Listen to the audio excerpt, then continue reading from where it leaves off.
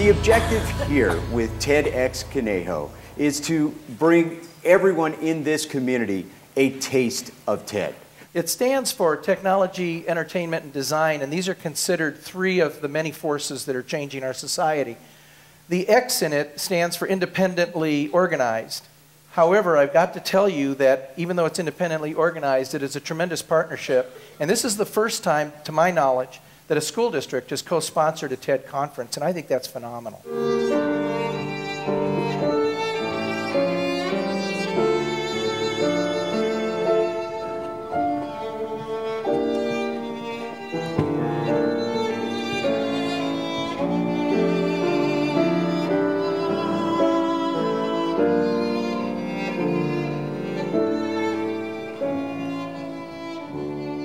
And we all know how important the right answer is, right? We've got to come up with the right answer. We get rewarded for the right answer. As soon as you get the right answer, you stop thinking.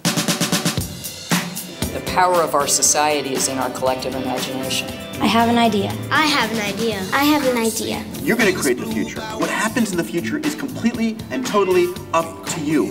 We should be encouraging kids to try to invent solutions, to be willing to fail, to realize that failure is just success deferred. We don't just learn through tests. We learn through reading and writing and drawing and singing and dancing. All big ideas begin as an idea in your frontal lobes. And this information is sent to your thalamus. It may send the information to your occipital lobes, where you can create a vision of what you want to bring in the world. But what's really important is that the information is sent to your parietal lobe back here. And by meditating on your big idea, you begin to align yourself with your dream. And again, when somebody said big idea and what's your focus? Children. It starts here, literally. And we believe that everyone has inside them this innate desire to go fly. And then at the end of the day, you put it back in your trailer, fold the wings, and take it home.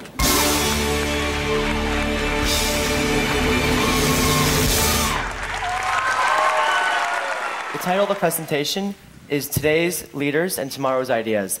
And it kind of fits in, I think, to a common theme that a lot of people have been talking about today, and that's teenagers who can do things right now to shape the course of tomorrow and to see changes they want to actually happen.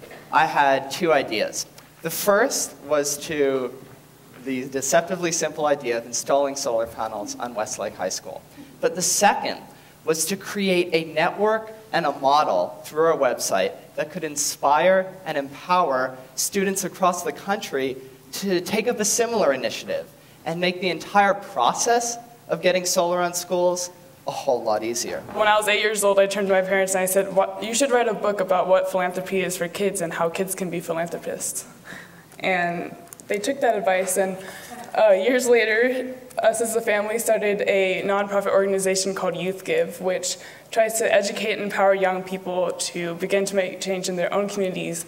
And we want to destroy the myth that you have to be a super wealthy or be much older to be a philanthropist.